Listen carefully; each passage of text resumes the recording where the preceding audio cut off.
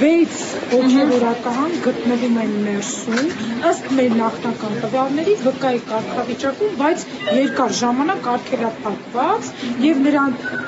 բացի դրանցից Տեր Համբարձում Դանիելյանի մասով ինֆորմացիա ենք ստացել, որ բերվում է քննչական կոմիտե։ Հիմա մենք այս 7 հոգևորականների համար 3 փաստաբաններով դիմում ենք ներկայացրել եւ հիմա այս թղթային եղանակով դիմումը ուզում ենք մուտքագրել ընդհանուր բաժին։ Սա մի փաստ։ Երկրորդը եւս 2 հոգևորական Տեր Նարեկ Քահանա Սարգսյան եւ Տեր Սարգիս Քահանա Սարգսյանի վերաբերյալ տեղեկություններ չկան, բայց իրենք տնից բերման են ենթարկվել եւ տեղ չեն հասցվել։